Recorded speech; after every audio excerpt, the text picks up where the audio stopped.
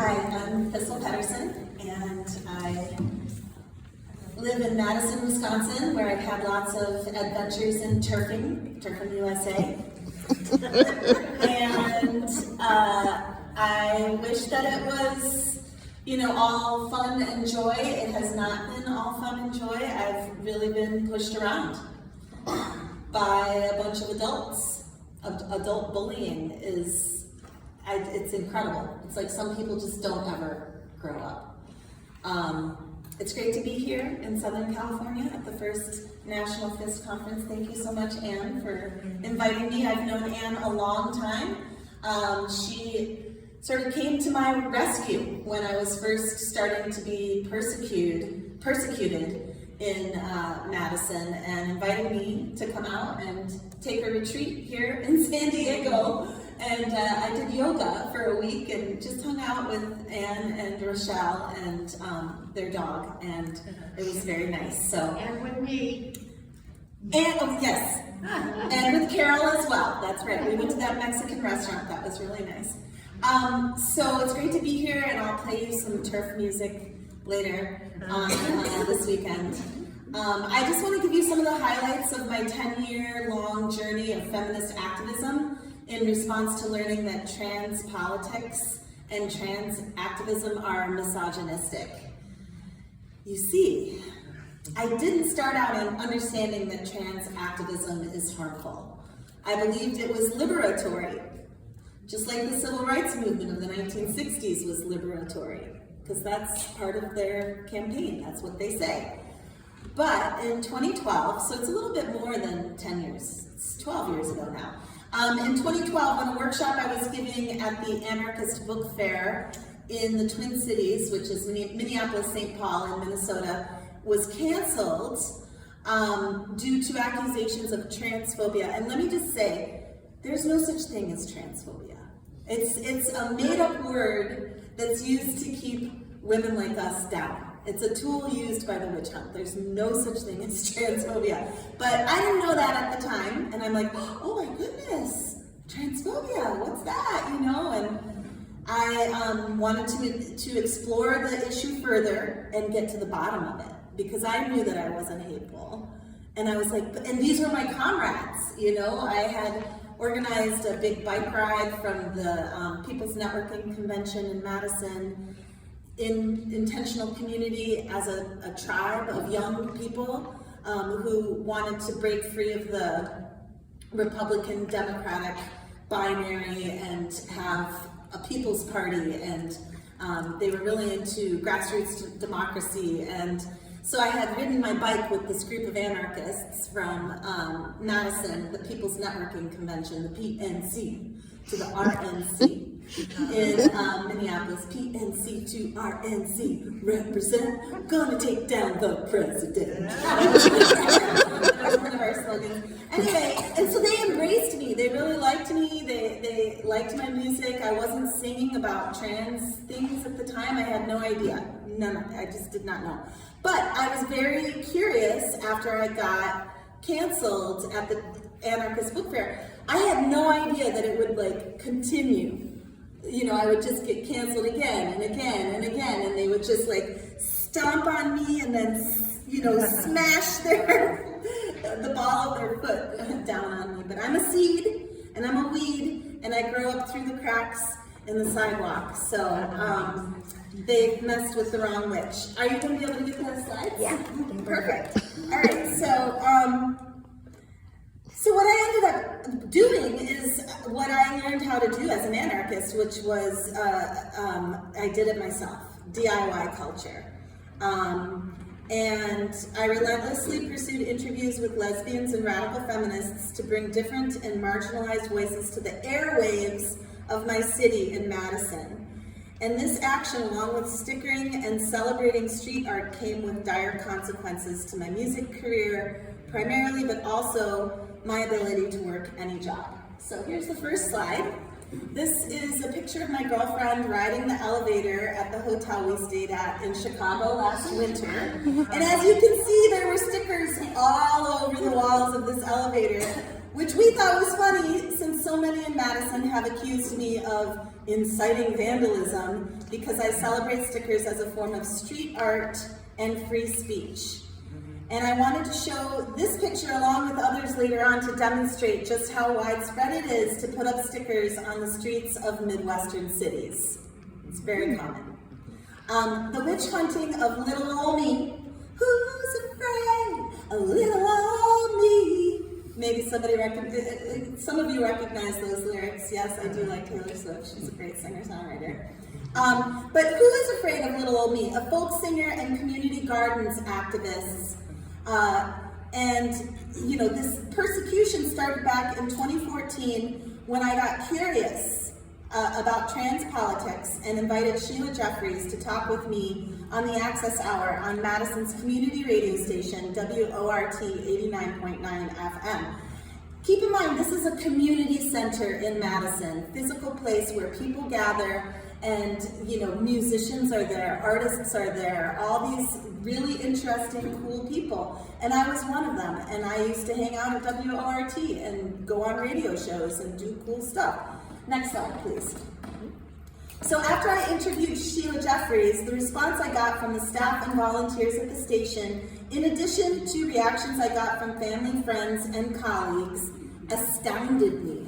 I was shocked to find so many so-called friends and supporters accusing me of hateful bigotry because I wanted to hear what Ms. Jeffries had to say about the harms of transgenderism and to share her insights with Madison and my community. The executive committee of the radio station banned me temporarily in January of 2016 until the board as a whole can visit the issues raised by several people. I heard from the board president at the time that the feminist, or I like to call them the Fominist, F-A-U-X, the Fominist News Collective at the radio station had complained that my presence, and this goes back to what Anne was saying, and this is their argument, that just our existence, I mean, they have that stupid argument about how we deny their existence or whatever. Well, just our presence, just our existence makes people feel unsafe. It's so offensive. This is so offensive.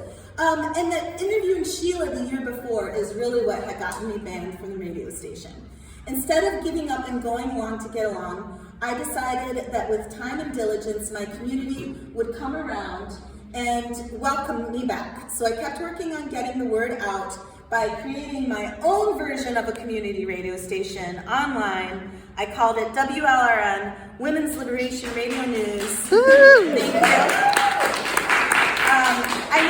I named it after FSRN, a Pacifica newscast called Free Speech Radio News that no longer exists. Next slide, please. So some of you might remember a few years ago in the summer of 2021, to be exact, I was charged with disorderly conduct with a hate crime enhancement for allegedly placing a Turf Collective sticker on a media box on State Street in Madison. State Street, Madison is the capital city of Wisconsin, and we have extra laws and protections for free speech because anyone who has an opinion in Wisconsin goes to Madison and marches down State Street to the Capitol. Everybody does it. It's a very normal thing. And there's graffiti and stickers and chalking and all over the place on State Street. So there was a Turf Collective sticker placed on a media box on State Street. And that's a picture of the sticker, along with another sticker feminists in Madison put around town. And this was the cover art of an article 4W Pub published. Some of you might be familiar with M.K. Fain, who's a fabulous American feminist. The charges were dismissed and I was completely exonerated, but the fact that I had been charged at all was noteworthy. So in conversations with other feminists, a group of us that included Leah Keith and Beth Lowe of Wolf decided to organize women's rights events in Madison to draw attention to the ridiculousness of the charges and to celebrate that the charges were dismissed with demonstrations in the streets and a panel discussion at the downtown public library. Next slide. So, and there's JG, Jessica, she's here. She was one of the speakers. Our event was called MK Yang, also another prominent American feminist. And we did a talk at the public library. And it was really amazing. We did a very lively speaker's corner that got some mainstream media attention in an otherwise media blacked out town. Next slide. And there we are. It was one of the first times in the US that TRAs and feminists were out on the streets together, and it was like, we were close to them, and they were not totally violent at this point.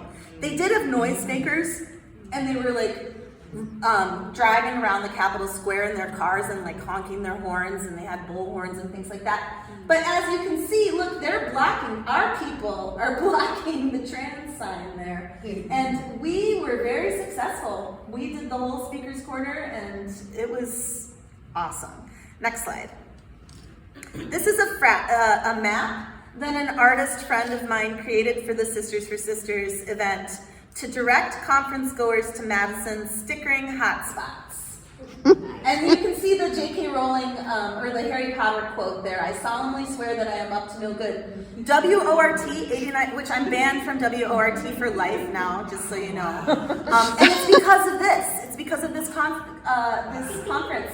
I solemnly swear that I'm up to no good. They made this big, like, 10-page document about why I shouldn't be able to go on the radio in Madison at the community radio station. And one of the reasons was because we put that we were solemnly up to no, that we solemnly swear that we're not up to no good. And I was like, anyway, but they all hate J.K. Rowling, of course. And they have no sense of humor. Next slide. Here are some pictures of a couple of stickers women put up on State Street using the map. They went up to State. I love this picture so much.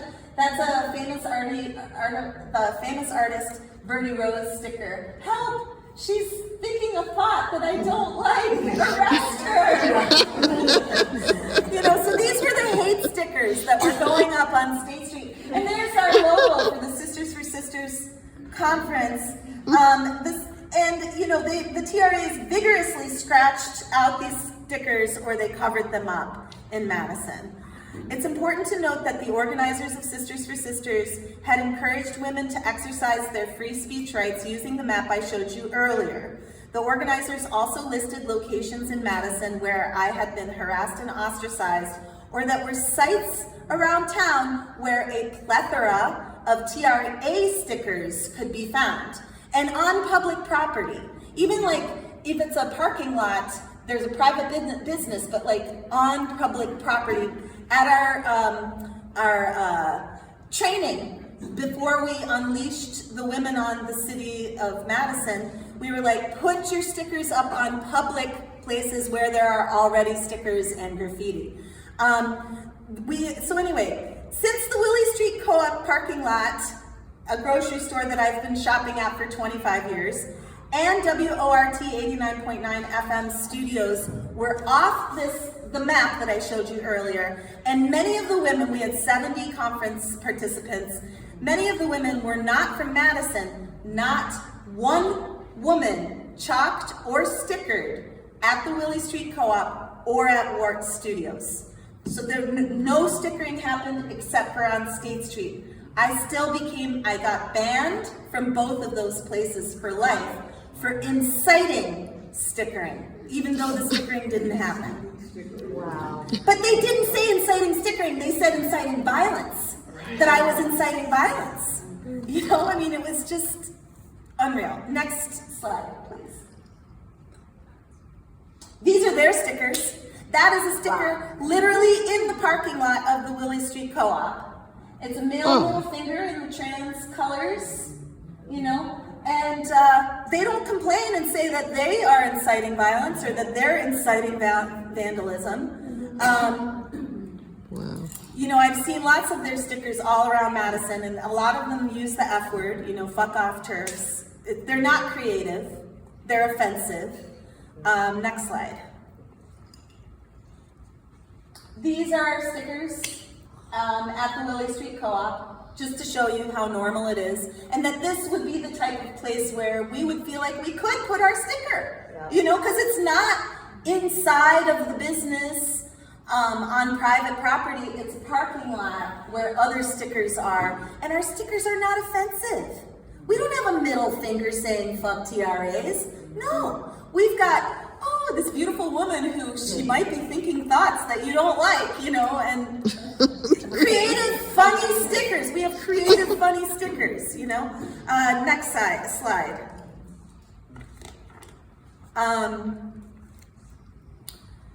So here are the exact words that Anya First, the general manager of the Willie Street Co-op, the grocery store, used to describe the reason she and their board decided to ban me for life after 25 years of me being a member with no incident. Quote, "We find your action toward the co-op and our staff to be unsafe and threatening. It is considered aggressive, hostile, injurious, or destructive behavior and will not be tolerated. If you are seen on co-op property, staff has been instructed to call the police without further warning." Not even to like approach me and be like, "Oh ma'am, you're not allowed to shop here." Just call the police if you see her. You know? The number one sticker that feminists put up in Madison is probably the woman equals adult human female sticker. That was a few years ago. But then the second most popular one is this one. Woohoo! Next slide. And so this is the response over here, the turf noun. I believe this is a sticker that was created by TRAs in Madison, and it's making a mockery of the woman, adult, human, female definition sticker. And it's calling us farts. Feminism appropriating reactionary trans phobes, farts, turf.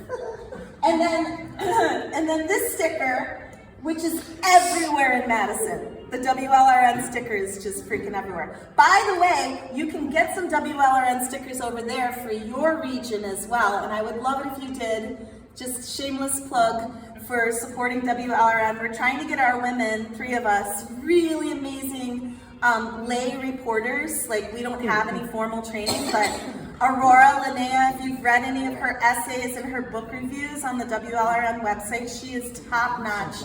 In her 20s, awesome feminist. We want to get her to Philia, me to Philia, and then our sound engineer and producer, Jenna DeQuarto, to Philia. So if you want to donate money and take some WLRN stickers, I would love that. But anyway, they never mention this sticker. And they talk about this shit in the media, the local media. They interview this man. I feel like I have so many stories, and I know I'm starting to just, do I have to go? I have to go. Darn. Okay. Shoot. It was vigorously scratching the, so let's just go to the next slide. So side by side, WORT sticker, and then feminist, and this is just neighborhoods in Madison. And feminists were like, oh, a plurality of voices, we can coexist. But no, next slide. They had to cover up. It couldn't be side by side. And this slide says, always a slut for intersectional feminist rants. And then look at the trans thing that covered up the WLRN sticker over there. All right, next slide. And then they made their own fake WLRN sticker. Next slide. They're slut, and they scratch them off. Oh, by the way, these stickers, if you get these stickers, they are so hard to get off. They're called Eggshell. If you ever want to get stickers that are going to annoy TRAs, go with that company. Theirs are like really gross, right? Ours are cute and funny. All right, next slide. And then we'll be. Look at how beautiful that is. That's it.